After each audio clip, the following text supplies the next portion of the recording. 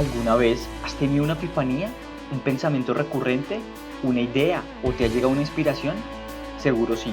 Te cuento que a eso yo le llamo rugido, rugido mental. Yo soy Omar González y te doy la bienvenida a Rugidos Mentales, un podcast donde hablo con distintas personas sobre sus experiencias de vida, sus proyectos, sus pensamientos y mucho más. Rugidos Mentales, Rugidos Mentales. Hola amigos, bienvenidos a su podcast Rugidos Mentales, episodio número 38. Hoy tengo el gusto de presentarles a Cristian Piedrahita, sacerdote luterano, licenciado en Filosofía y Educación Religiosa de la Universidad Católica del Norte. Tiene una amplia trayectoria en los temas asociados con espiritualidad y la sanación. Se formó en teología luterana, especializándose en angeología, demonología y exorcismo.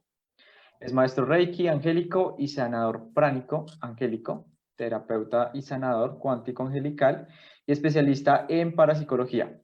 Toma como ejemplo de vida las enseñanzas de Jesucristo e involucra a sus pacientes en las vivencias del Evangelio, la mística y el crecimiento espiritual como armas para derrotar al demonio, el sufrimiento y la oscuridad. Cristian, bienvenido a Rugidos Mentales. Muy buenas, muchísimas gracias por la invitación. Todo un placer estar con ustedes. El gusto es mío realmente y pues de las personas que lo escuchamos hoy. Yo quiero empezar esta conversación hablando sobre lo que es un sacerdote luterano. Entiendo que conserva como algunas características del catolicismo, entre ellas como la vestimenta que emplean como los pastores, como las estolas, albas, sótanas. Pero quisiera saber en sí cómo se forma un luterano y en qué cree y en qué no. Muy bien. Bueno, los luteranos surgimos en el siglo XVI con Martín Lutero, un sacerdote alemán, un monje agustino, que enseñaba en la Universidad de Wittenberg y ante un fenómeno que estaba sucediendo en su momento, que era la venta de indulgencias. Una venta de indulgencias se refiere a que por dinero la Iglesia Católica Romana daba un edicto en el cual le quitaban las penas del purgatorio a la persona que lo pagaba o a un familiar fallecido. Lutero protesta contra esto como una práctica antievangélica y pues lógicamente de lucro personal.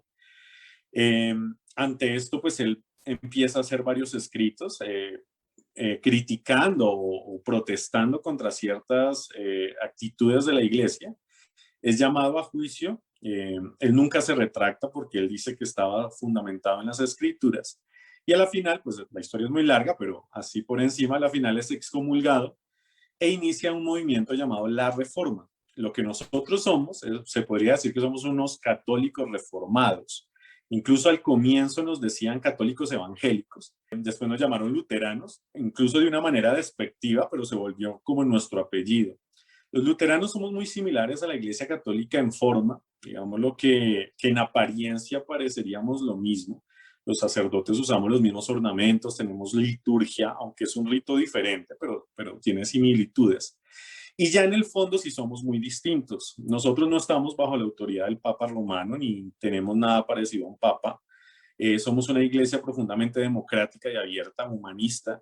Los sacerdotes en su mayoría somos casados. Yo soy casado, tengo una hija.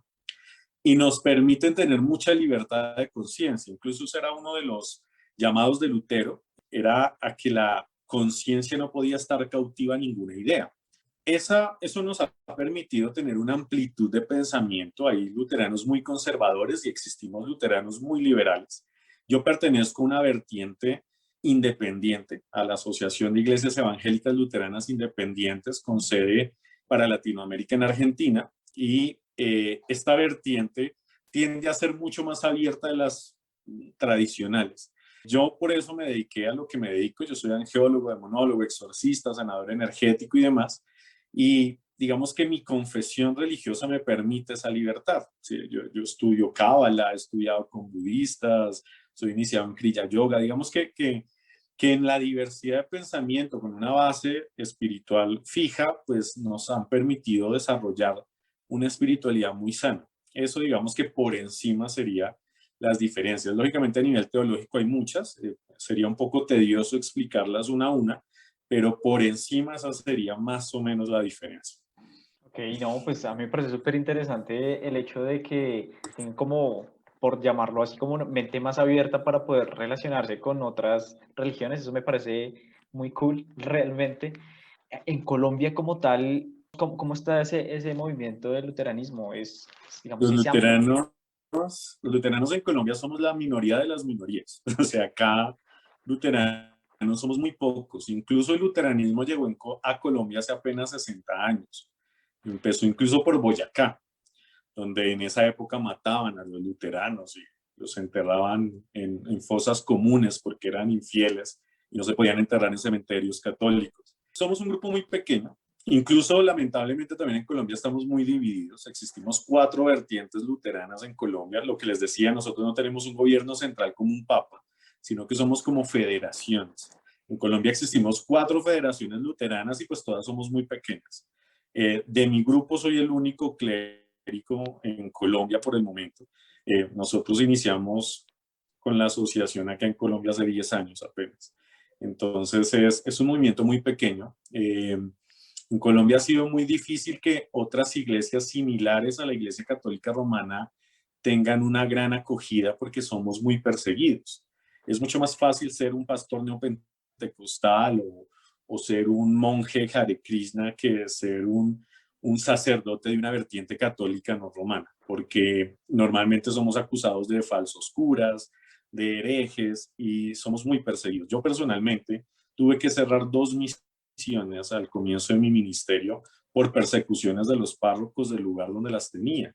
Es muy difícil. En Colombia es muy difícil ser de corriente católica, pero no romana. Es mucho más fácil ser de cualquier otra confesión. En Colombia, a pesar que aparentemente hay libertad de culto, es muy difícil no ser católico en Colombia. O sea, hay mucha persecución y si tú no tienes mucho dinero para montar una mega iglesia o no tienes un respaldo político, es sumamente complicado. Yo en un momento de mi historia casi boto la toalla y decido no dedicarme más a esto porque era un peso también para mi familia, ¿no? Entonces, fue muy difícil. A la final, pues bueno, la vocación prevaleció y Dios pues permitió también que los caminos se abrieran y en este momento pues ejerzo mi sacerdocio más desde un lado terapéutico que pastoral, pero he podido desarrollar mi convicción pues sin mayores problemas.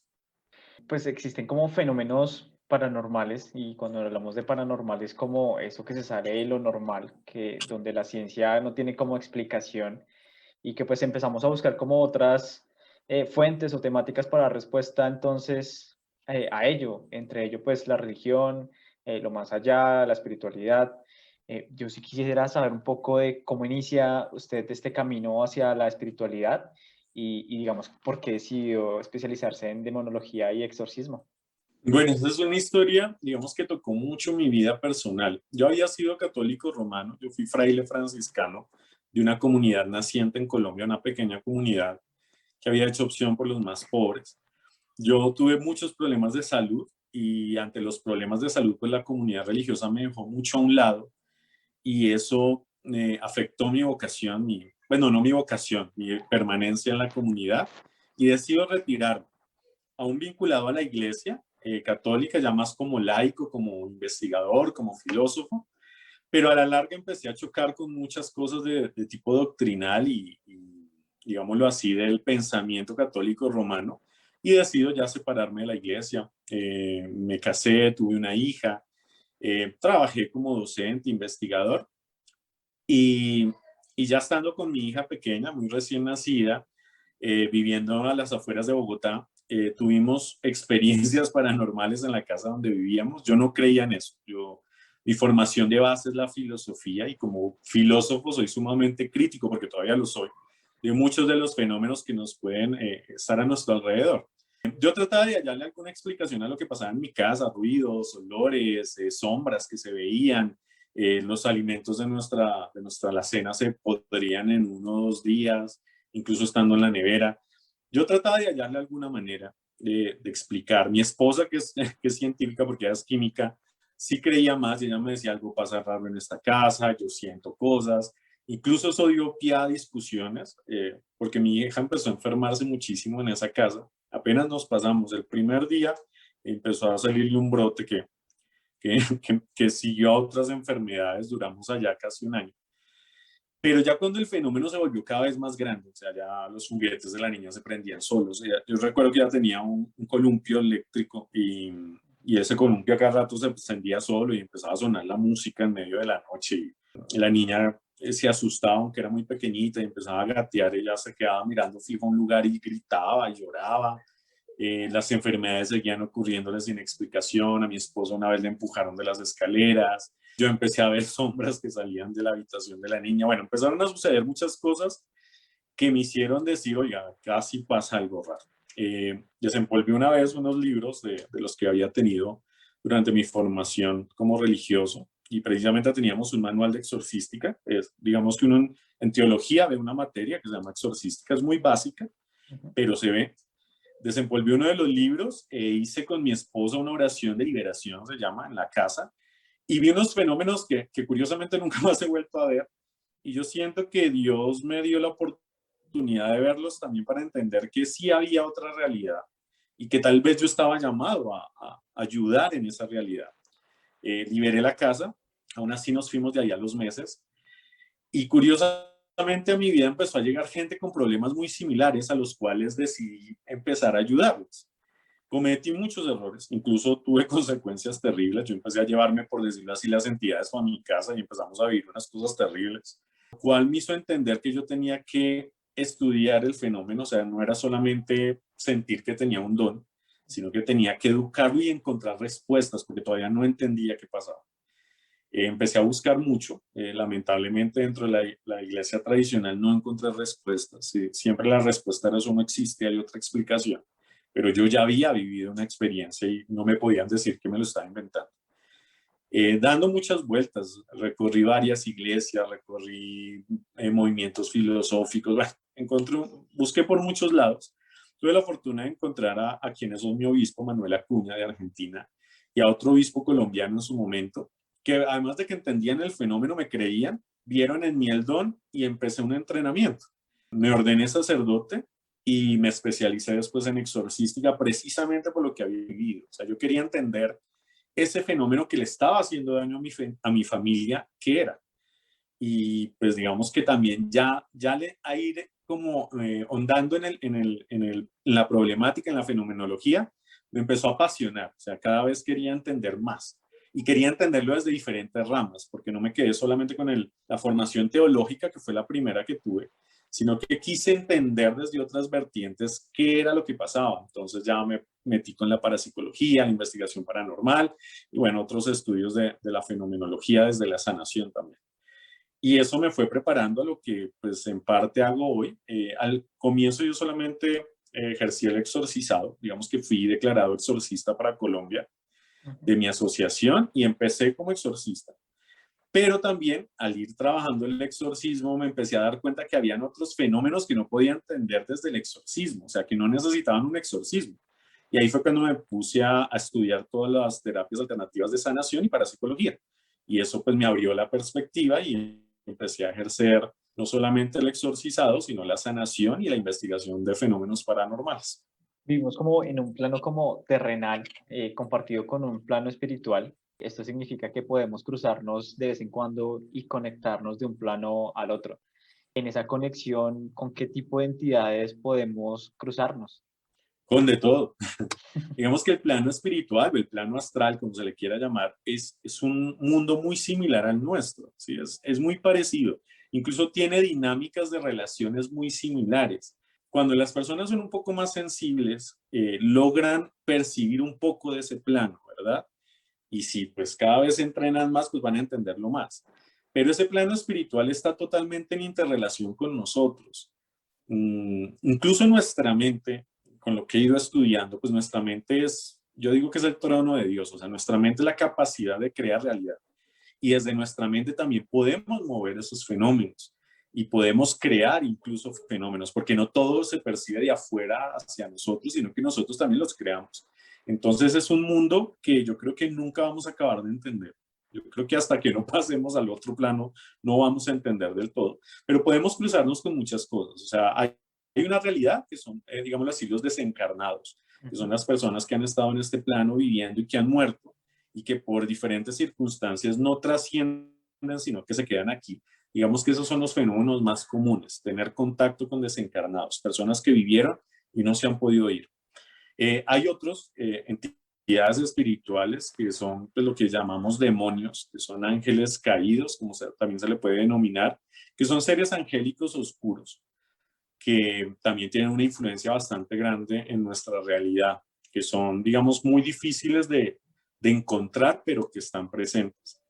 Hay otras entidades que son, pues digamos, los egregores, que son creaciones colectivas, están las formas de pensamiento, están los elementales. Bueno, digamos que hay diferentes fenómenos espirituales que tratamos de llamar de alguna manera al ir entendiendo su comportamiento y que pueden tener mucha influencia en nuestro entorno. Influencia que también está determinada por nosotros mismos. Entonces, pues digamos que por eso es lo interesante del fenómeno, porque no se puede entender por sí mismo, sino también por su interacción con el plano terreno. Es muy bello incluso estudiarlo, porque abre la mente a muchas cosas que pueden hacernos incluso la vida mejor. Entendiendo eso, digamos que uno podría llegar a decir que hay una diversidad de mundos, ¿no? Nosotros estamos en un pequeño mundo, pero alrededor hay como distintos mundos y sin darnos cuenta estamos medio cruzados, ¿no? Como invisibles, pero conectados todos, ¿no? Exactamente. Incluso la física habla de eso, ¿no? Incluso cuando hablan de las realidades paralelas o de las dimensiones, yo creo que es una manera de entender lo que sucede, ¿verdad? Yo creo que son otros mundos que se entrecruzan con el nuestro. Entonces, sí, es sumamente interesante, ¿no? Y tener la experiencia personal, pues te cambia la vida.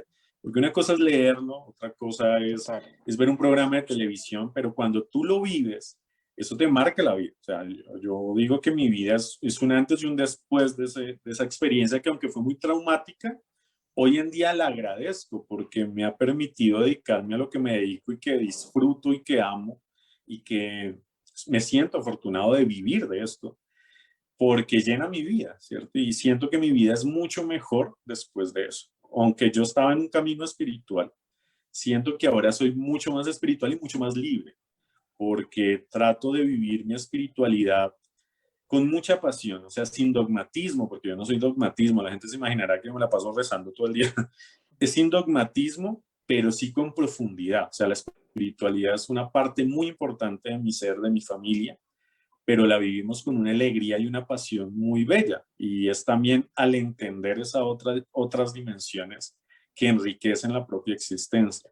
Digamos como ciertos actos que uno normalmente pues le han vendido como en el tiempo de cómo atraer las entidades o esas entidades como del más allá. Entonces, por ejemplo, se habla de la tabla Ouija, de practicar brujería, digamos, entre otras actividades, pero realmente esas actividades sí pueden abrir como ese portal para darle pie a una entidad a ingresar, digamos que a este plano. Sí es posible porque está movida por voluntad, ¿no? Aquí volvemos a la mente como la parte prácticamente del espíritu, que es voluntad, que es fuerza, que es creación. Cuando tú realizas un acto con voluntad, ese acto con voluntad se vuelve poderosísimo. Hace unos años empezó la historia de Charlie, ¿no? Que a la final se supo que era, que era publicidad para una película. Pero a partir de Charlie hubo un montón de fenómenos y la gente podría decir, bueno, era su gestión, que muchos lo fueron, pero también hubo muchos reales. ¿Por qué? Porque había una voluntad de abrir una puerta, de entrar en contacto con algo que estaba más allá. El solo hecho de desearlo, ¿cierto? De tener intención te puede permitir abrir una puerta. Entonces, lo que digo, estamos en interacción con el plano espiritual y por lo tanto es posible entrar en contacto con entidades con el solo hecho de la intención. Eso se le llama una invocación. O sea, una invocación que es querer entrar en contacto con un ser espiritual. Es eso. Puedes hacerlo con una ouija elaborada, puede ser con un papel, puede ser con la tijera del cuaderno, puede ser con los lápices de Charlie, puede ser con muchas cosas, o simplemente sentándote al frente de una vela y tener intención. Si tú tienes intención, tienes toda la posibilidad de entrar en contacto con ese plano. A veces funcionará y a veces no, porque también puede suceder, pero es muy probable que pueda suceder y que lamentablemente, así como en este plano hay gente buena y no tan buena, en el otro plano también hay entidades benévolas, hay otras muy neutrales y hay otras totalmente malévolas. y hay gente que se ha visto muy afectada por energías muy oscuras que sin ellos entenderlo, pues le dieron toda la apertura y llegaron para molestarles la vida. Entonces, es muy real que puede suceder y también por esa realidad es de muchísimo respeto y responsabilidad. O sea, si alguien quiere hacerlo solo por curiosidad vana, hay que tener cuidado. Si tú tienes curiosidad, pero quieres entender y quieres formarte y quieres, digamos, indagar ese mundo desde una visión muy concreta, muy respetuosa, pues adelante, porque a todos nos ha motivado esa curiosidad para llegar a esto. Pero hay que hacerlo con mucho cuidado porque hay consecuencias que se pueden afrontar. Total. En esa, digamos que ahorita comentaba que podría depender, ¿no? Que podría depender de persona como tal y de su voluntad. Cuando hablamos de voluntad, entiendo que, digamos, no sé, podría conectar con la entidad porque la persona lo desea muchísimo, o sea, tiene muchísima voluntad y quizás sí pueda pasar, o si la persona, no sé, dice, ay, voy a intentarlo, pero no tiene toda la voluntad, quizás no pase nada, o depende más bien también del otro plano en que la entidad aproveche que la persona está deseando ese acto si no tenga tanta voluntad. Depende de las dos circunstancias, ¿verdad? Digamos que una comunicación es como cuando tú te comunicas con alguien. En una buena comunicación, normalmente las dos personas tienen que tener como una disponibilidad, ¿verdad? Para que haya una fluida comunicación. Correcto.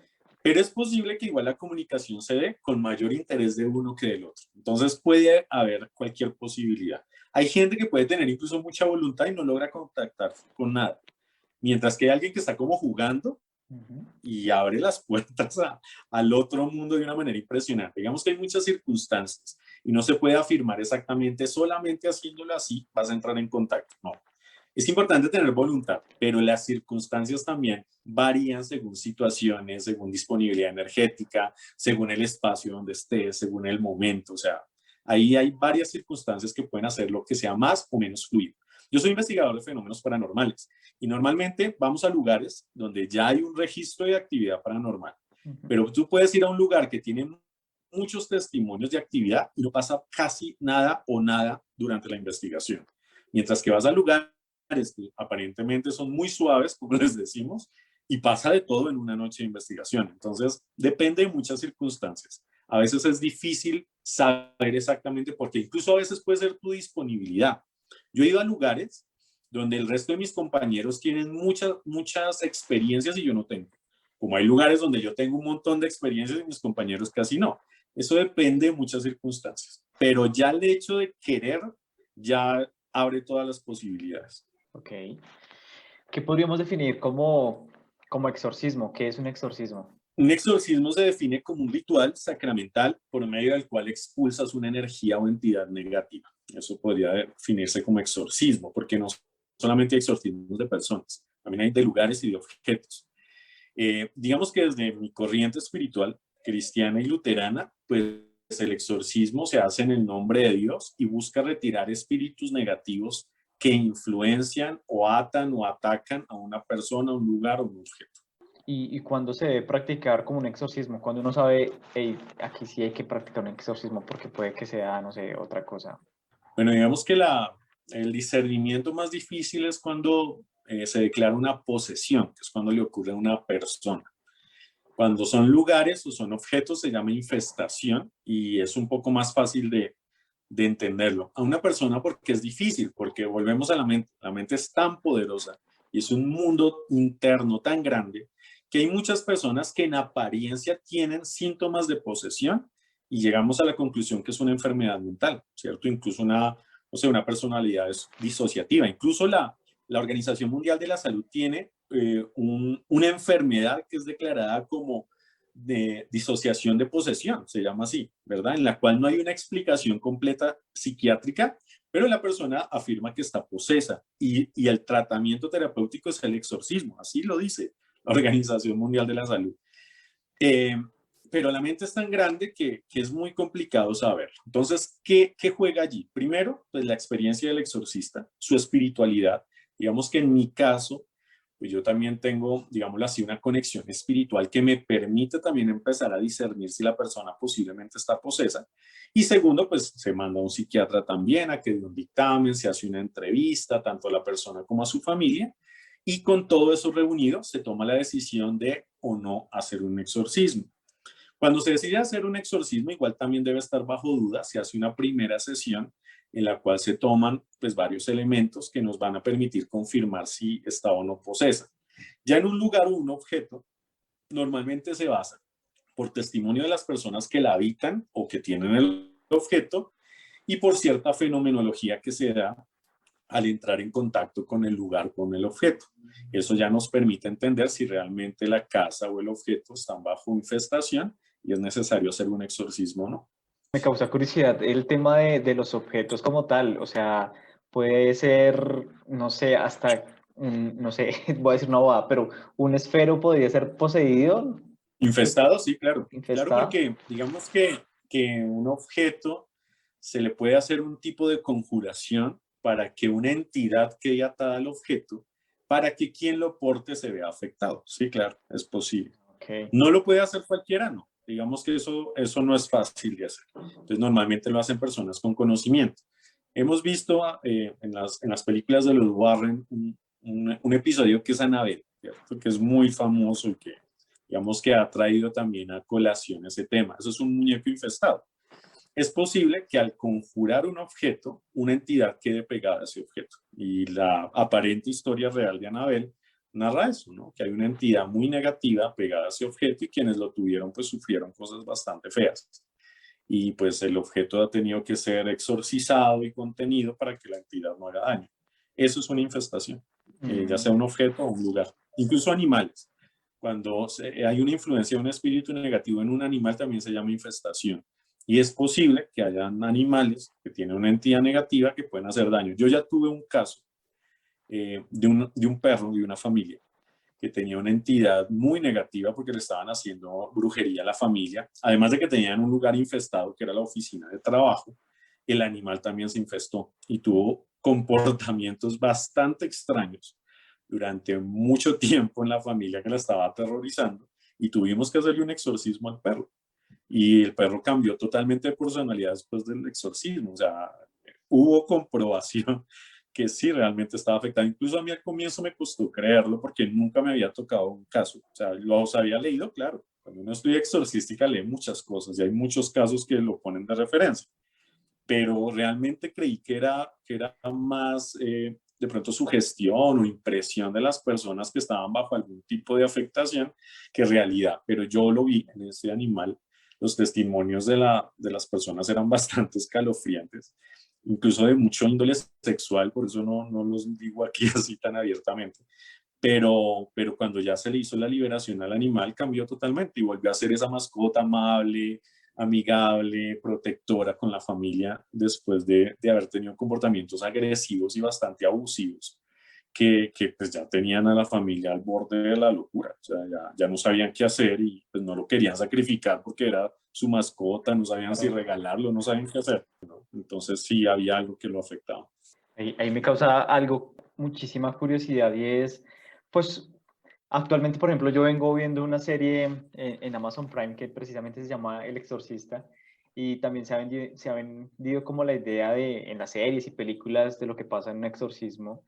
Entonces la persona poseída como que se le retorcen los ojos, su apariencia cambia, tiene mucha fuerza, se elevan, vomitan, etc. Mi pregunta iba orientada, pues, digamos, a la persona como tal, si le ocurre esto, pero en el caso que ahorita tocamos el perro, no sé, su ladrido era distinto, hablaba, no sé, algo así pasaba con... No, el perro tenía comportamientos de agresividad inusuales y durante la oración se quejaba, ¿cierto? Era como si tú le estuvieras golpeando, ¿cierto? Entonces el perro lloraba, se quejaba, jadeaba de una manera extraña, o sea, no era muy normal y pues era bastante agresivo conmigo, que bueno, se podría explicar porque pues, le parecía algo extraño pues, delante de él, pero digamos que más o menos eso duró como 20 minutos. Después de los 20 minutos el perro se calmó, incluso se echó de una manera como sumisa, ¿cierto? Y lloraba y ya, cambió. Después de tener a la familia durante como 3 meses en vilo, cambió. Entonces sí tenía un comportamiento extraño. Ya en una persona, pues pueden haber varias reacciones. Sí, las películas, digamos que nos han mostrado unas imágenes bastante grotescas de un exorcismo, pero lamentablemente no es falso. O sea, hay muchos episodios de exorcismo que se ven muy similares. Incluso yo he visto varios filmes que me han llamado mucho la atención porque se ven muy similares a lo que es un exorcismo real. Hay una película que a mí me gustó mucho que se llamó El Rito, con Anthony Hopkins. Esa película, en el exorcismo que a él le hacen, yo tuve un exorcismo donde la persona, su rostro cambió de una manera muy similar a como a él le cambia en la película. Entonces a mí esa película me gustó mucho porque mostró una realidad, ¿sí? O sea, no es que se dé siempre, pero sí se ha dado. El exorcismo de Emily Rose también tiene muchas cosas que se dan durante un exorcismo, y esa serie que también la vi, por supuesto. A mí me gusta mucho el cine de terror y todo lo que tiene que ver con lo paranormal, porque es un tema que me apasiona. Y en esa serie pues también se ven cosas muy similares. Digamos que durante los exorcismos se pueden ver muchas reacciones de las personas, donde normalmente cambian la voz, hay contorsiones poco naturales, aparecen rasguños o digamos que en la piel incluso a veces aparecen palabras escritas. Las personas tienen conocimiento de cosas ocultas, incluso hay gente que vomita cosas que no debería vomitar.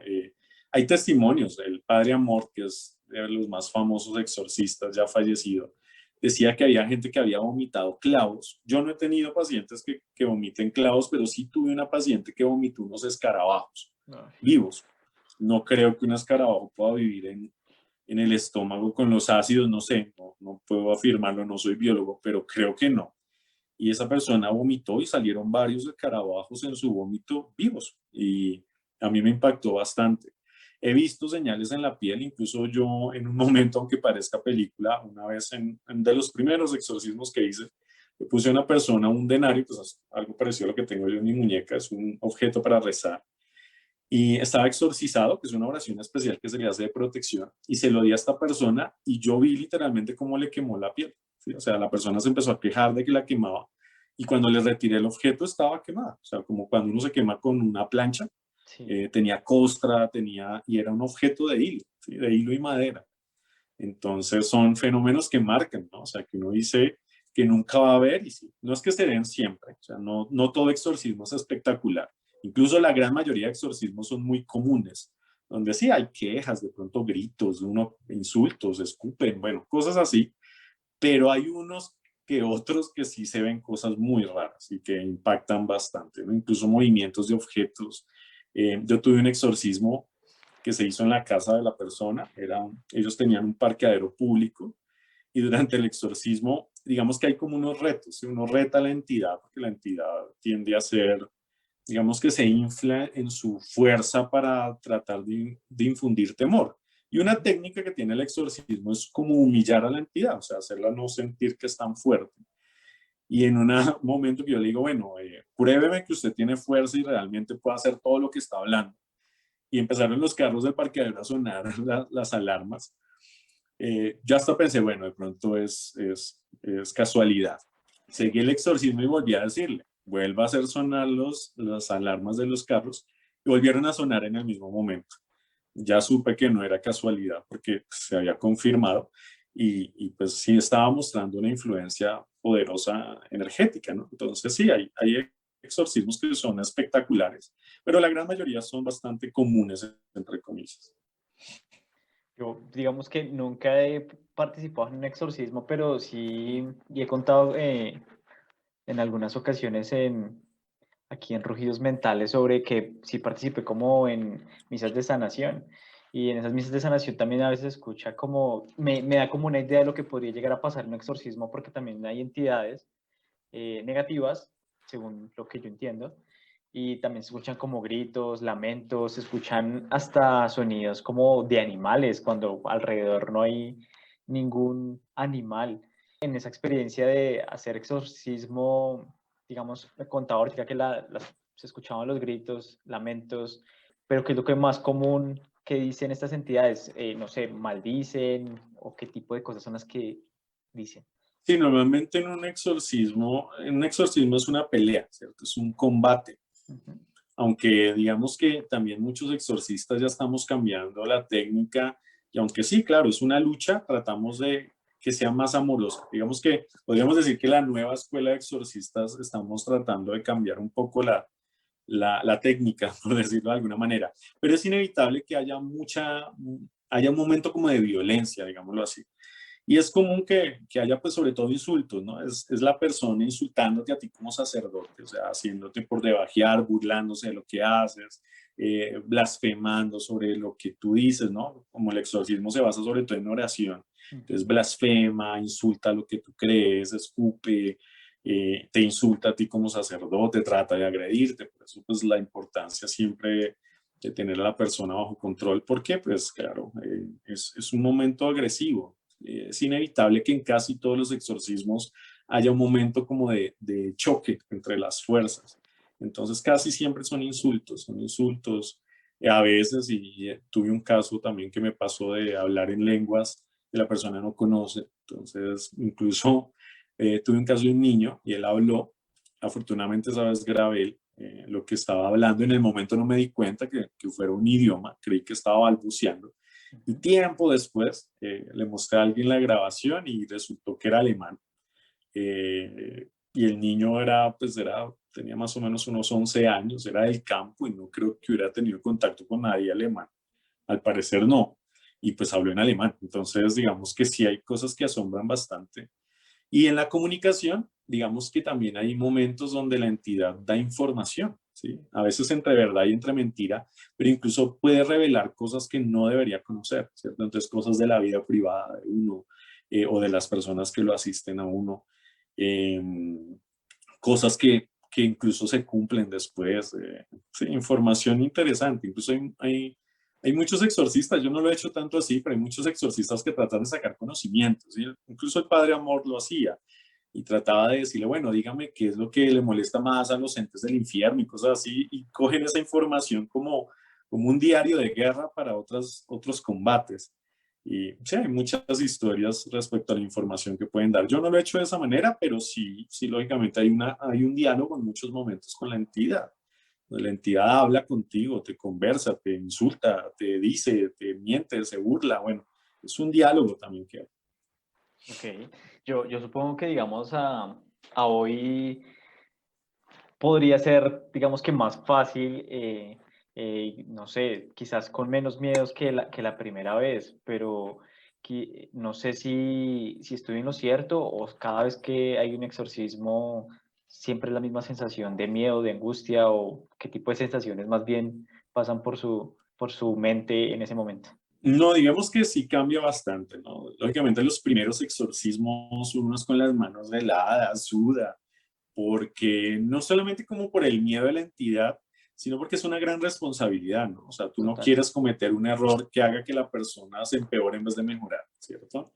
E incluso lo digo como filósofo, yo entraba a veces en duda durante el exorcismo, o sea, de verdad, ¿será que sí está poseído? ¿Será que está loco? Y yo le estoy reforzando esto, que son dudas que algunas personalidades podemos tener porque yo trato de ser muy racional, o sea, trato de no dejarme llevar por emociones, sino que trato de ser muy, muy, muy objetivo, ¿sí? O sea, de tratar de hacerlo de la mejor manera para ayudar a la persona.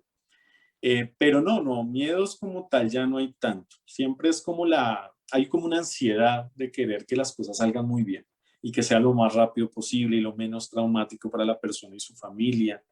Ese es como mi afán, más que el miedo de que la entidad haga algo, es la ansiedad para que la persona esté bien. Entonces, sí eso es lo que presiona, digamos, la situación, ¿no? Si uno ve a la familiar llorando, si ve a la persona sufriendo, porque igual eso es un sufrimiento, pues sí se tiene como la presión para hacerlo bien y hacerlo rápido. O sea, que la persona pueda pasar ese momento tan feo, porque eso es muy feo de la mejor manera y lo más pronto posible. Entonces, digamos que sí cambia. Al principio sí había algo de miedo, ¿no? Digamos que uno se enfrenta a cosas que nunca ha visto, a sentir cosas que no ha sentido y siempre genera como un cierto temor. Ya, digamos que ya llevo prácticamente 10 años en esto y ya ha cambiado. Ya no es tanto el miedo, sino el afán para que la persona esté bien. Entendiendo lo que se hace en el exorcismo, digamos que está el sacerdote que está como haciendo las oraciones y demás y necesita obviamente de ayuda para que sostengan como a la persona por todas estas cosas que hemos venido hablando que pueden pasar. En ese orden de ideas, digamos, hay un número, digamos, ideal para acompañar el exorcismo, como para que se pueda llevar a cabo bien, o digamos que varía relativo. Pues digamos que por logística, digámoslo así, sí, necesitamos que haya por lo menos 3 personas más, por lo menos, ¿m? Para estar sobre todo cuidando al proceso, porque se puede hacer daño a los demás y a uno mismo. Entonces sí necesitamos que por lo menos haya 2 personas robustas que lo tengan y una persona que me asista, ¿sí? O sea, que me permita pasarme las cosas, que yo pueda comunicarme con alguien que me ayude, como un auxiliar mío. ¿M? Entonces yo normalmente llevo 1 o 2 personas conmigo y tratamos que haya familiares con el paciente, porque pues el amor familiar ayuda mucho, ¿sí? Entonces sí se trata de que haya por lo menos 3 personas en el exorcismo. Pues digamos que un número ideal sería más o menos unas 5 o 6 personas, ¿sí? Que puedan estar apoyando en la oración, pero no hay un límite como tal, eso también depende del lugar donde se hace. Normalmente yo hago los exorcismos en la casa de la misma persona, ¿sí? Es incluso mejor para la persona en cierto modo psicológico.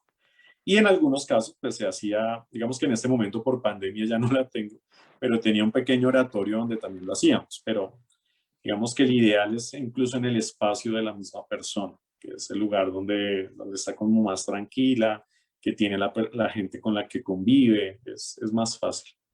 Y esas personas que, bueno, participan, ¿podrían estar en riesgo de que esa entidad traspase quizás a una de ellas? ¿O no? Sí, ese es un riesgo que hay, no podemos decir que no. Un riesgo durante un exorcismo es eso, la posesión de las personas que estamos durante el exorcismo. Por eso es muy importante la preparación. Cuando yo empecé en este trabajo que cometí tantos errores, después entendí por qué. Porque eso tiene todo un protocolo, tiene una formación, hay un antes, durante y después del exorcismo, hay unas protecciones, hay unas limpiezas. Las personas que van a estar durante el exorcismo deben ser preparadas, ¿cierto? Entonces yo los bendigo, los sello, los protejo y al finalizar los limpio también para que no vaya a quedar nada. E igual se hace un seguimiento, ¿verdad? No es que el exorcista va, hizo el exorcismo, aparentemente ya se fue y chao. No, uno después de incluso que sea exitoso aparentemente el exorcismo, hay que continuar durante varias semanas o incluso meses en seguimiento para saber que realmente la entidad se fue, porque la entidad que está poseyendo a alguien, primero debe tener mucha fuerza para lograrlo, eso no es nada fácil que suceda. Y segundo, es una entidad inteligente, que también le conviene hacer creer que ya se fue. Entonces hay un protocolo también después para saber realmente que la entidad se fue y que la familia está bien. Al inicio hablábamos como de esas entidades, digamos, que existen en estos planos, ¿no? Entonces tocamos las personas que quizás murieron y quedaron todavía en este plano. Cuando se habla normalmente de una posesión, se dice que es prácticamente como ese ángel caído, bueno, un ángel caído, un demonio, la que se inserta, digamos, en otra persona, pero puede ser también una de esas personas que murió y que quedó en este plano que puede poseer a la persona o no. Pues precisamente un ángel caído es mucho menos común que haga una posesión, ¿sí? O sea, normalmente la gente tiene la idea de que una posesión la hace un demonio y no, es muy raro que sea un demonio. Normalmente son espíritus desencarnados, o sea, son entidades negativas, eso sí, de personas que vivieron en este plano y por X o Y motivo ingresan a la conciencia al ser de alguien. Entonces las más frecuentes son esos, seres desencarnados. Ya un demonio son muy pocos, son muy escasos los casos. Incluso dentro de mi carrera, yo he tenido solamente 3 casos de posesión demoníaca como tal.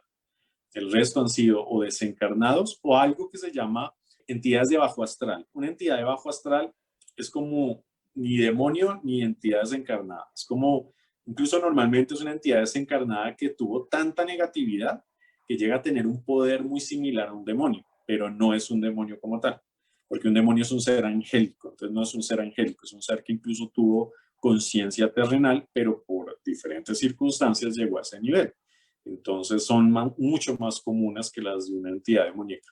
Está súper interesante porque es real, como que tenemos, la idea es que siempre son como posesiones de demonios, pero entonces con esto queda la aclaración de que no es así, que es como más difícil.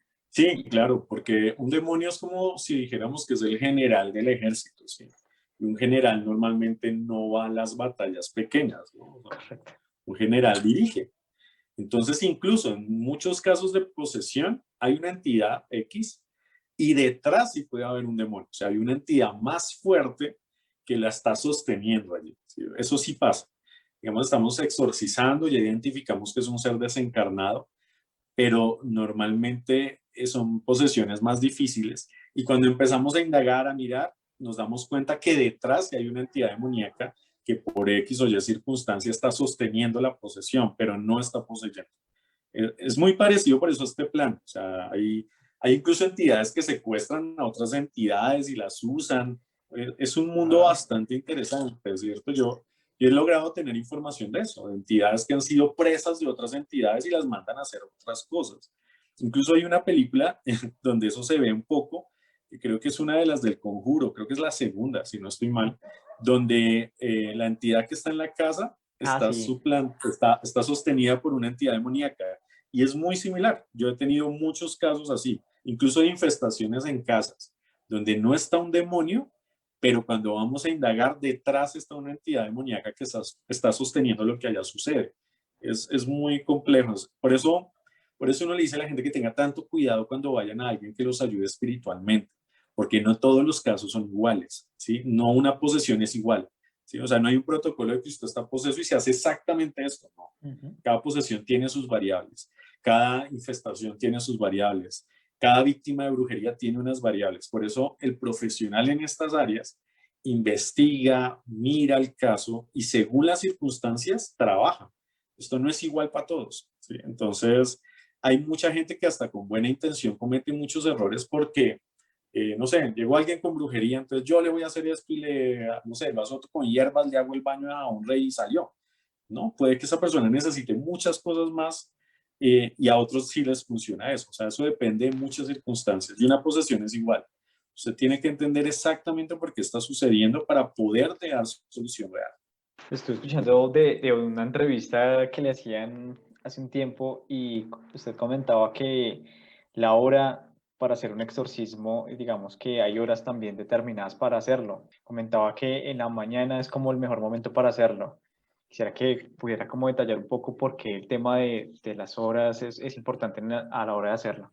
Digamos que las horas del día también tienen una simbología. Cuando hablamos de un ritual está lleno de simbología, ¿verdad? Y el símbolo sostiene una creencia y una intención. Para eso sirve un ritual, ¿cierto? Porque incluso se podría hacer un exorcismo sin ritual, o sea, no es indispensable, pero el ritual ayuda muchísimo, porque los símbolos dan mucha fuerza a la conciencia.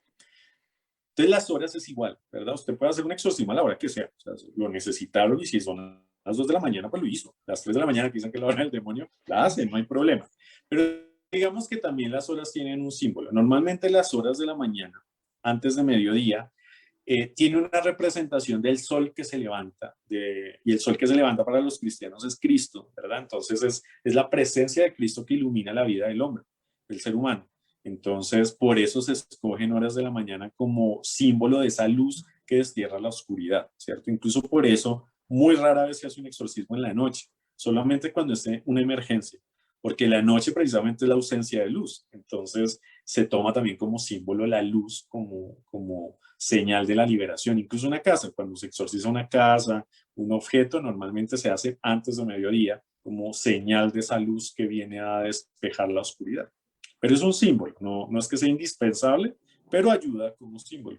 Igual no creo que sea lo mismo hacer un exorcismo a las 10 de la mañana a las 12 de la noche. O sea, incluso psicológicamente a las personas las Sí. afecta, ¿no? Entonces también como símbolo ayuda.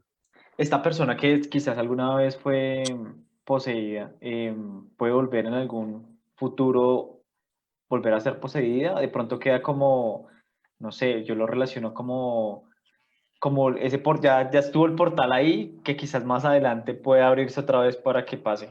¿Es así? Sí, puede volver a caer en posesión. Digamos que por eso es una de las razones de las que se hace el seguimiento posterior para evitar que algo quede pendiente que pueda volver a generar la posesión. Pero eso también depende mucho de la persona. Digamos que espiritual, emocional y psicológicamente se abren puertas para lo negativo, ¿sí? Una posesión no se da porque sí, ¿sí? No es que yo pase al frente de un cementerio y se me mete un espíritu. Eso no pasa así. Normalmente hay unas predisposiciones.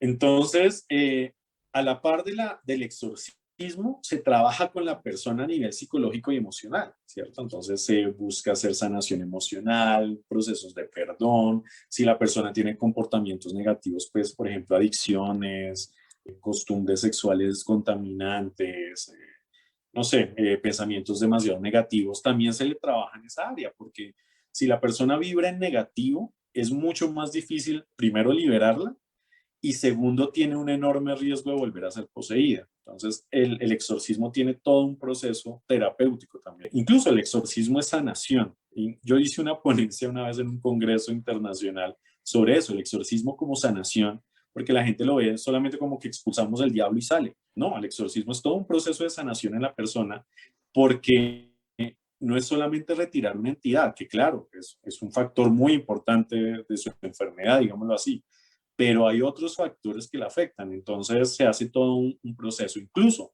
si la persona no se ayuda bajo sus decisiones, el exorcista tiene toda la autoridad de decir yo no sigo haciendo el exorcismo.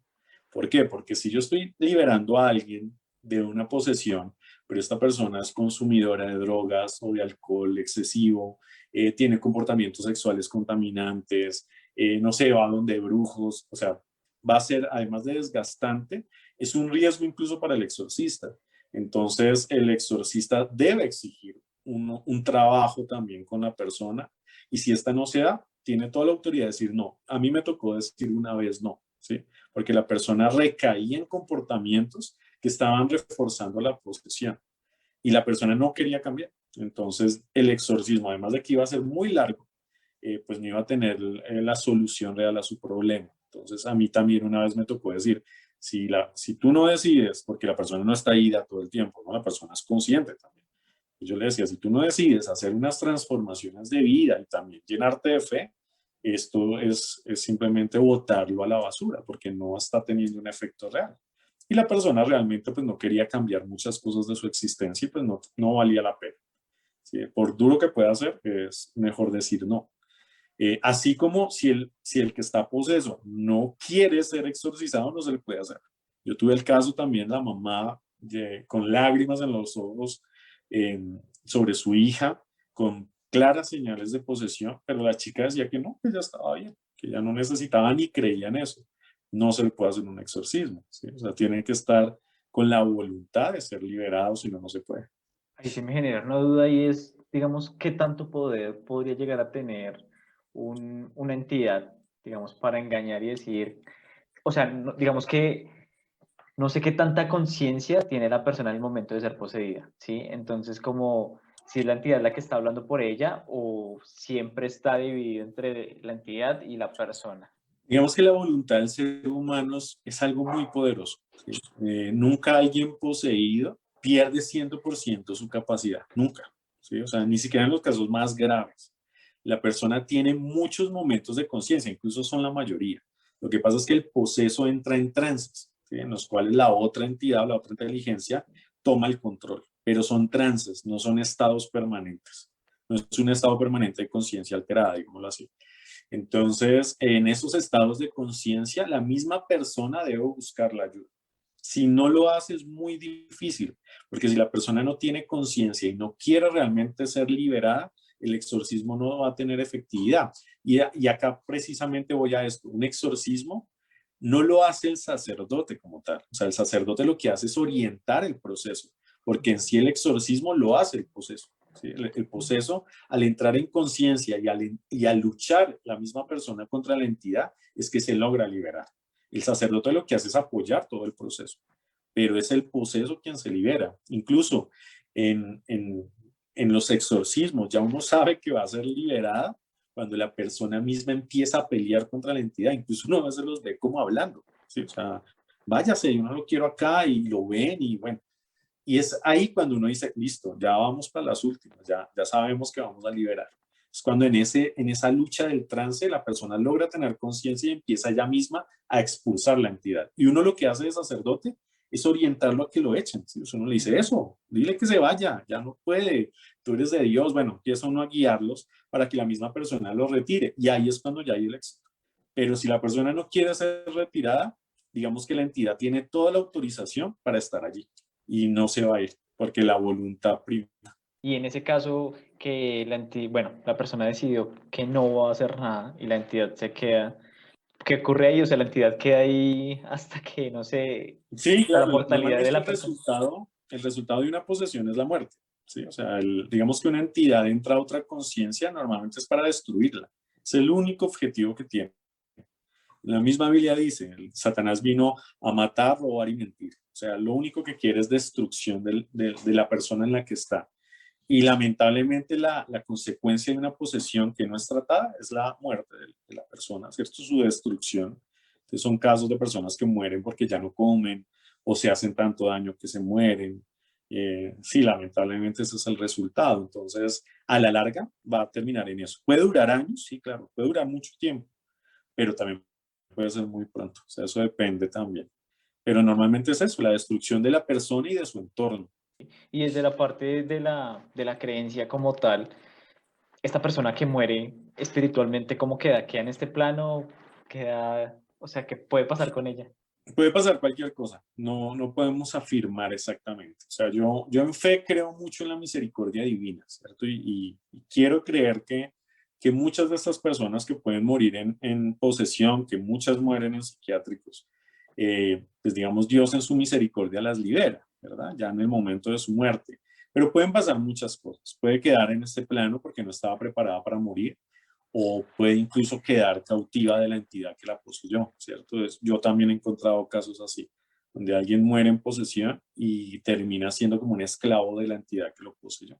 Sí, eso es duro, hay muchos casos duros que desgarran el alma. O sea, yo he tenido casos que te dejan marcado y desgarran el alma, ¿no? O sea, porque lamentablemente a veces el corazón, o yo no sé, la conciencia de la entidad o la energía que sea, a veces son sumamente malignas. O sea, por eso se usa esa palabra, son malignos. Y hay mucho sufrimiento. O sea, de todas maneras, por eso es un ministerio tan bonito, porque es ayudar a gente que normalmente no tiene quien la ayude. ¿Sí? O sea, ¿por qué? Porque normalmente las mandan para un psiquiátrico. Y hay mucha de esta gente que no necesita un psiquiátrico. Entonces, hay gente que sufre mucho. Yo he tenido gente bajo influencias negativas durante años, donde se les ha destruido todo hasta que se logran liberar. Y en ese plano también se ven cosas terribles. O sea, es una lucha muy difícil, no es fácil.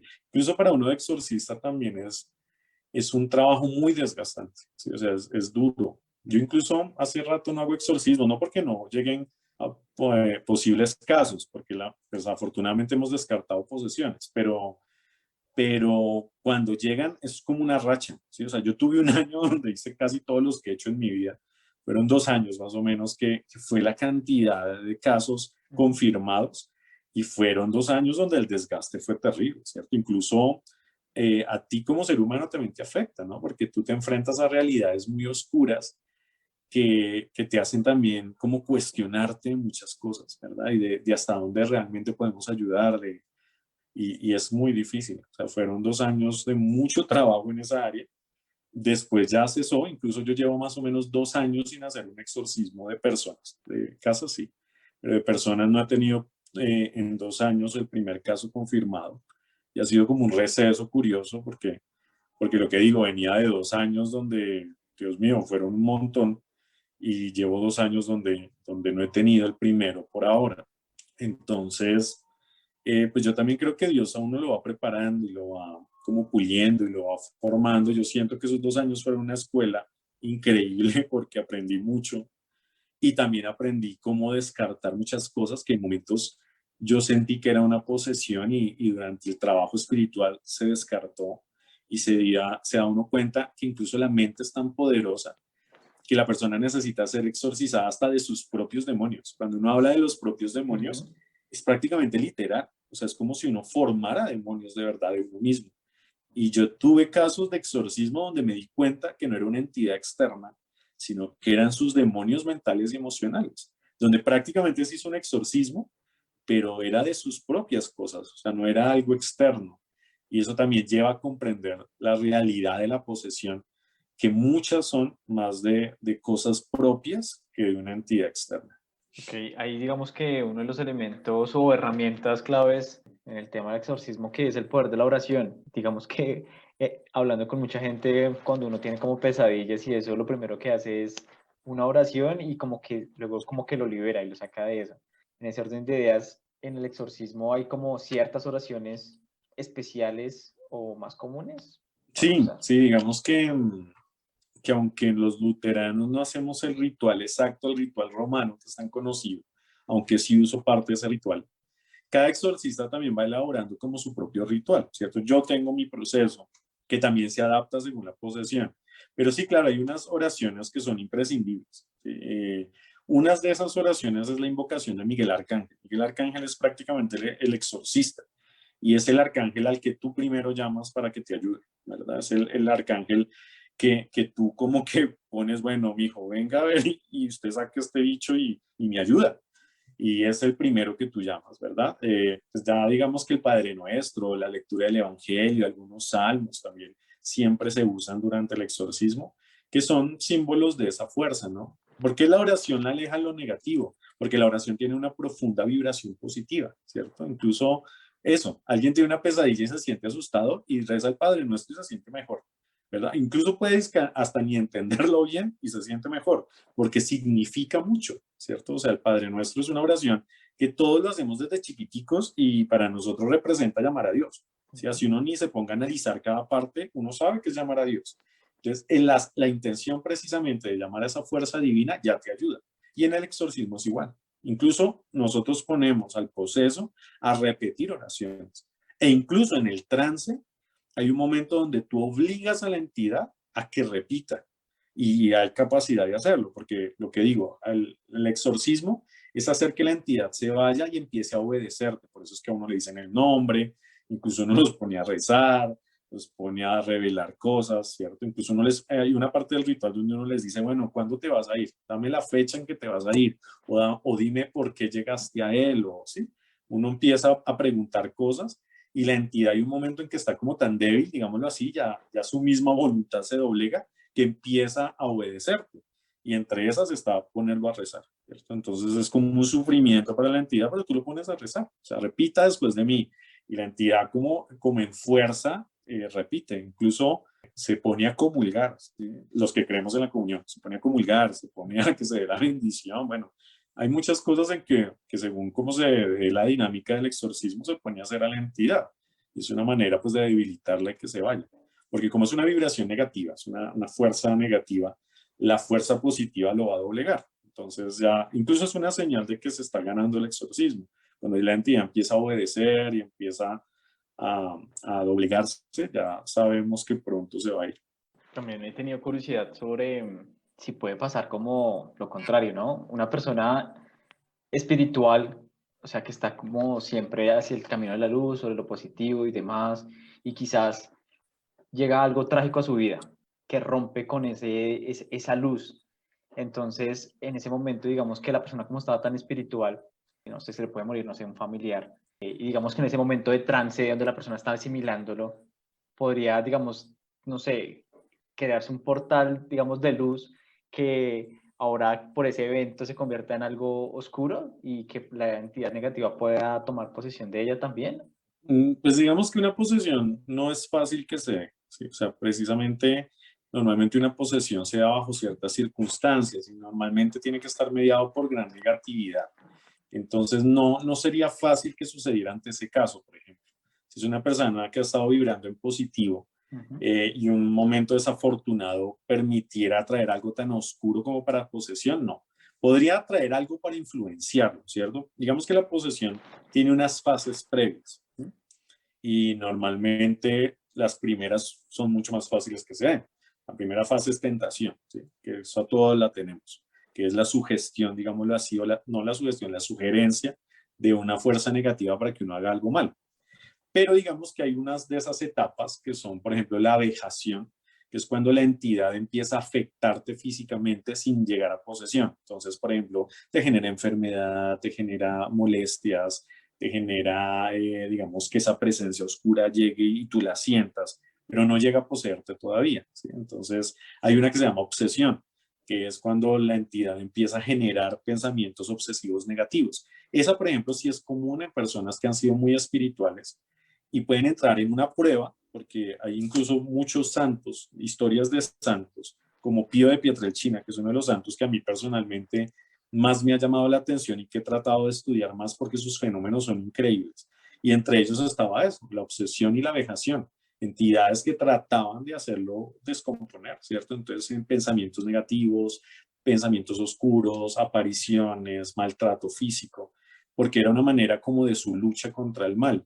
Entonces, sí podría pasar algo así, pero una posesión es complicada que sea. O sea, tiene que haber algo muchas cosas específicas para que llegue a una posesión.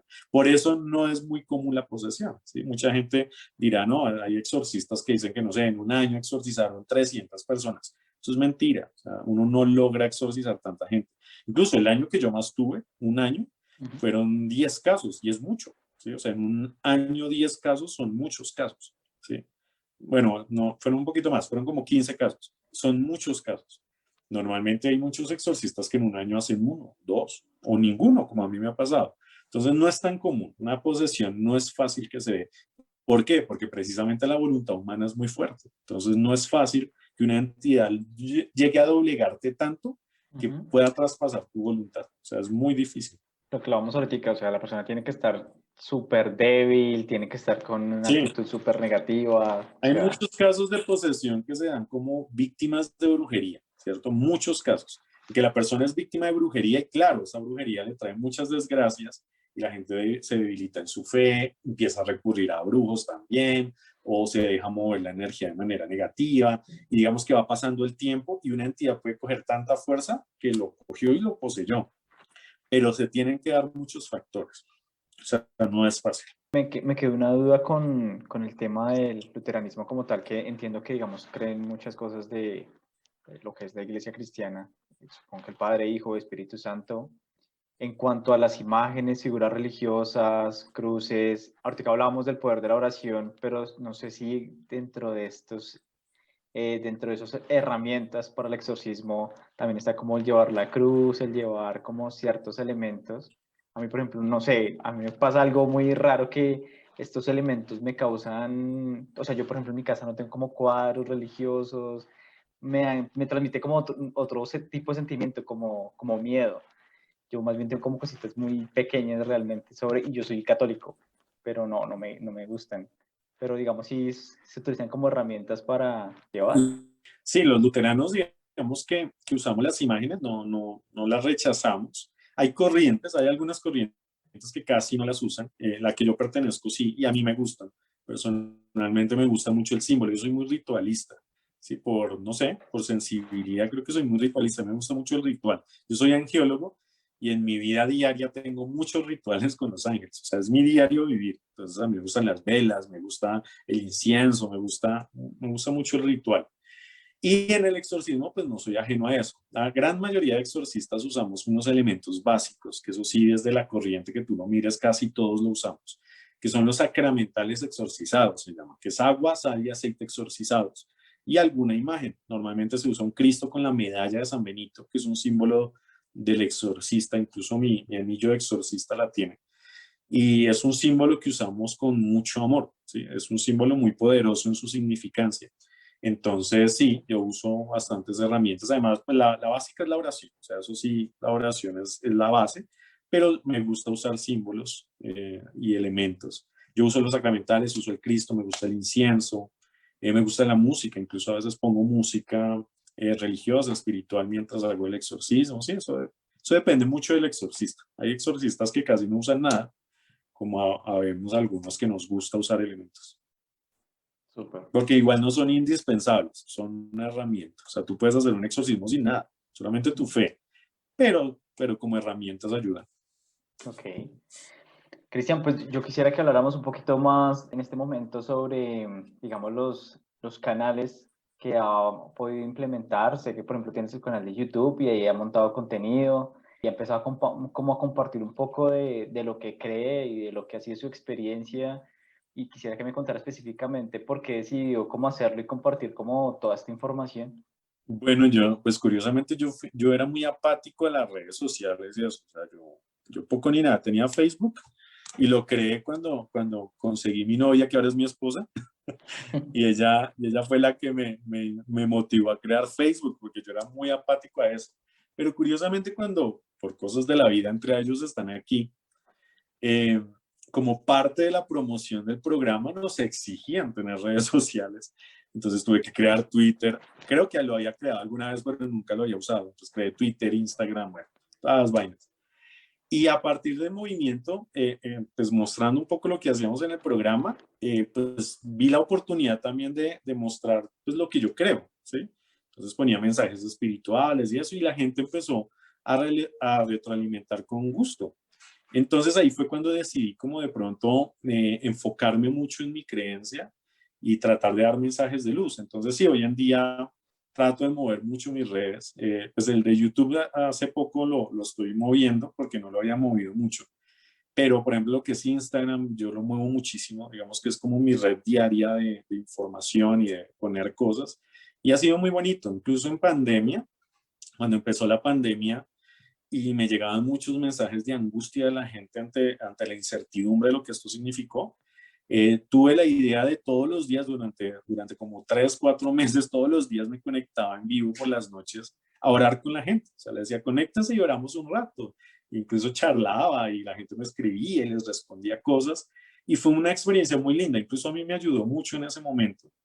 Y siento que ayudé a mucha gente que desde eso me está siguiendo y ya quedó como la costumbre. Entonces trato de estar manteniendo, haciendo oración o poniendo algún tema interesante de estos, de exorcismo o fenómenos paranormales o apariciones y cosas así me gusta hablar porque son temas donde hay mucha desinformación. Entonces me gusta darle un enfoque como muy, muy centradito y ha sido muy bonito. Entonces sí estoy moviendo mis redes como en esa corriente y ha sido un elemento como de llegar a muchos corazones y creo que se ha ayudado bastante. Ahorita he parado un poquito unas semanas porque estaba un poco enfermo, entonces tomé la decisión también de descansar y de no conectarme tanto porque pues, hubo unos días donde no tenía ningún día libre de nada porque me empecé a comprometer con cosas y empecé a hacer un montón de material, pero digamos que sí trato de estarlo moviendo igual para que la gente lo vea. Incluso a veces hago la Eucaristía, yo no tengo una capilla ni nada por el estilo y en estos días menos. Yo tenía un oratorio, pero pues, la pandemia a todos nos obligó a reducirnos de espacio y ya no lo tengo, ya mi oficina es más pequeña, ya no tengo oratorio, antes tenía una oficina enorme, ya ahorita no, tengo una oficina más pequeña, entonces hago incluso la Eucaristía en la sala de mi casa y lo transmito por Instagram y a la gente le gusta, entonces es bonito y es una manera también de compartir mi fe con la gente. Súper. ¿Qué tal fue ese paso o esa experiencia por ellos están aquí? ¿Qué le dejó como ese paso por ahí? Fue increíble. O sea, yo agradezco sobremanera que Dios me haya puesto eso en el camino. O sea, los que me conocen y saben cómo soy yo, les asombra que yo haya estado en un programa de televisión porque yo soy sumamente reservado. ¿Sí? O sea, yo soy incluso muy introspectivo, yo no soy de hablar mucho, no me gusta mostrarme mucho. Y llegar allá fue como providencia. O sea, yo nunca busqué ni nada por el estilo. A mí me invitaron a un programa cuando el grupo fue al Bronx la primera vez. A mí me invitaron a que fuera, porque el Bronx es tenaz y llevaba 2, 3 días de desocupado y pues sabían que la carga energética ya era terrible. Y yo trabajaba o trabajo en el grupo de investigación Urantia, que está con Alexander e Isabel, que hacían ya parte del programa, pero eran ellos. Y cuando iban a ir al Bronx, Alexander le propuso a Rafa Taibo que por qué no llevaban al cura que él tenía en el grupo, porque como el Bronx era tan pesado y yo era exorcista, pues podía ayudar a que nada feo pudiera pasar. Y me llevaron de invitado, pues yo emocionado, porque igual, digamos que como investigador paranormal ir al Bronx era una vaina increíble. Entonces, claro, yo muy emocionado fui, pero con la idea de ir ese día y ya. O sea, yo no me imaginaba en un programa de televisión. Y curiosamente la experiencia me gustó tanto y les gustó mi trabajo que me dijeron, no, lo vamos a estar llamando como invitado a ciertos casos. Y a ciertos casos fue que me llevaron a todos y ya cuando menos me di cuenta me estaban tomando fotos para hacer la promoción del programa y un montón de cosas que yo en la vida me imaginé. Pero gracias a ellos están aquí. Tuve la oportunidad de vivir experiencias increíbles. O sea, pude ir a lugares donde como investigador paranormal siempre soñé ir, pero era muy difícil ir, como la isla Gorgona. ¿Sí? Ese es un sueño del investigador paranormal. pero ir allá es sumamente difícil. Y gracias al canal, pues lógicamente pudimos ir y fue una experiencia increíble. Incluso fue de las más duras que he tenido. Y así, pues pude ir a Cibaté, pude estar en el Salto de Tequendama, pude estar no, es que estuve en lugares increíbles, en el Panóptico, bueno, muchos lugares que como investigador siempre quise ir y agradezco mucho esa experiencia. Mucha gente, pues lógicamente el enfoque que le daban era pues resaltar las cosas raras porque es un programa igual de televisión, ¿no?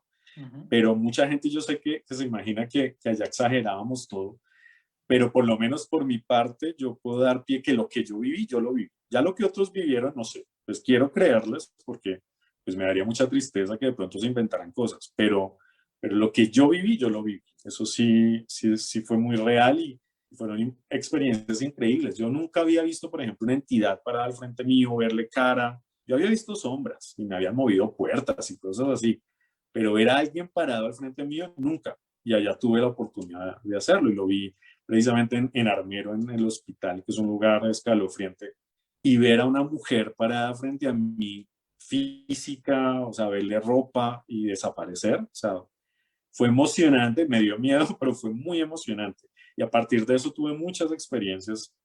Por ejemplo, a mí nunca una entidad me había empujado, ¿sí? O sea, en un exorcismo no te suceden muchas cosas porque tú vas muy protegido, ¿sí? Porque tú vas a pelear, es como si le pusieran una armadura, a ti ni te toca. O sea, a mí nunca me había pasado nada.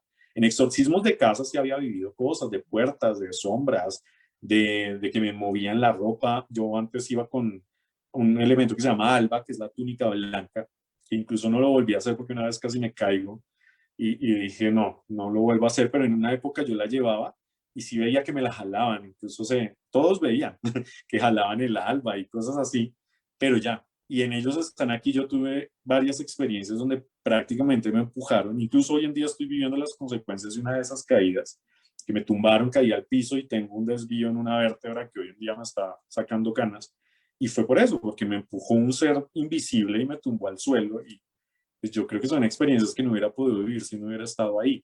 Entonces, sí, yo agradezco mucho la experiencia. O sea, creo que fue un regalo en un momento de mi vida y me hizo como más sabio, ¿no? Y más abierto también, porque el trabajar con personas que piensan muy diferente a ti, que emplean técnicas muy distintas a la tuya, también te abre la mente, ¿no? Incluso, pues, tengo grandes amigos que son Alexander y Isabel, que son mis amigos. Creo que son las dos personas que puedo decir que son amigos. Y con ellos, en la experiencia, tanto ellos están aquí como en el grupo de investigación, he aprendido muchísimo. O sea, ha sido una experiencia muy linda. Y yo, por ejemplo, le agradezco mucho a Rafa eso, la oportunidad, aunque él no era muy amigo de curas, incluso él me lo dijo la primera vez que me vio. Pero bueno, tuvimos como una química, me permitió estar ahí, fue una experiencia increíble. O sea, yo agradezco sobremanera esa experiencia. Y lo que duró fue genial. Súper. Cristian, para la gente que quisiera conocer un poco más de usted, digamos, de esas publicaciones que nos comentaba, digamos que hoy nos enfocamos muy específicamente prácticamente en lo que es el exorcismo, pero pues hay otros temas que también, digamos, que toca, dónde lo pueden conocer, qué redes sociales tiene. Claro que sí, pues digamos que mi enfoque principal es la sanación, ¿sí? O sea, si me pudieran decir, bueno, ¿usted cómo se define en una palabra? Es sanador. Esa es mi vocación, ser sanador. Y trabajo mucho en las sanaciones de tipo alternativo y energético espiritual. Entonces, digamos que en redes yo publico, yo incluso me gusta mucho enseñar. Entonces, yo estoy dictando talleres seguido, masterclass seguidas, incluso hay algunas gratuitas. Entonces, me pueden seguir en Instagram, que es la que yo más muevo. Estoy como @CristianCamiloPM. Ahí es donde más publico. También estoy en Facebook con la fanpage Cristian Piedrahita. En Twitter, que de pronto es la que menos muevo, pero también pongo información, es @PadreCristian. Y en YouTube, que hace un tiempo para acá estoy empezando a mover, estoy como Padre Cristian Piedrahita. Entonces ahí trato de poner videos que hablen sobre temas espirituales. Hago incluso un grupo de oración que normalmente lo hago los lunes en la noche, a las 8 de la noche. Llevo una semana sin hacerlo porque precisamente he estado un poco enfermo. Yo estoy descansando, pero normalmente lo hago el lunes a las 8 de la noche, a veces los miércoles hago una transmisión hablando de algún tema y estoy poniendo material seguido, anuncio los cursos que dicto, entonces ahí en las redes pueden ver todo, ahí está también el número de contacto de la oficina por si quieren agendar una cita. Yo hago procesos de sanación energética, espiritual, ayudo a procesos de liberación energética, pues también a lo que es liberación de entidades y energías negativas. Entonces ahí tienen toda la información para contactar y pues cualquier cosa que pueda ayudar a la orden. Súper, pues queda como la invitación para que quienes nos están escuchando en este momento, para que vayan y conozcan un poco más del trabajo de Cristian. Como le comentaba, tiene como distintas actividades a que quizás puedan interesar, quizás acompañarlo en oración, y quizás si quedaron dudas de lo que hablamos hoy, pues seguramente él habrá el espacio en esos canales para resolverlas. Entonces, bueno, súper invitados a que vayan ahí. Y Cristian, pues ha sido de verdad un placer haberlo tenido aquí en Rugidos Mentales. Gracias por este espacio, por compartir un poco de su conocimiento, de experiencia, aclarar muchísimas dudas, bueno, que yo tenía prácticamente en el camino. Entonces, no, es un placer haberlo conocido. No, muchas gracias a ti por la invitación. Para mí estos espacios son muy bellos porque es la oportunidad también de informar, de aclarar muchas dudas que muchísima gente tiene y que de pronto han tenido información inadecuada. Y pues también es parte de mi vocación, es enseñar, y digamos que esto también es ayudar a las personas a comprender este mundo espiritual desde una visión como positiva, desde una visión del amor. Y pues dejo como mensaje que aquellos que viven en la luz pues no deben temer a la oscuridad y todo lo pueden lograr. Somos hijos de Dios y como hijos de Dios tenemos un poder ilimitado. Entonces hay que creérnoslo y vivir a plenitud. Muchísimas gracias de verdad y un abrazo grande para ti y para todos tus oyentes. Que Dios los bendiga. Un abrazo también y mucha luz para todos y muchos rugidos mentales también. Un abrazo. Amigos, gracias por escuchar este episodio. Los invito a darse una vuelta por www.rugidosmentales.com. Allí encontrarán artículos, ideas e inspiración. Los espero en Instagram y en Facebook con sus comentarios. Y recuerden que siempre es bueno escuchar tus rugidos mentales y hacerlos realidad.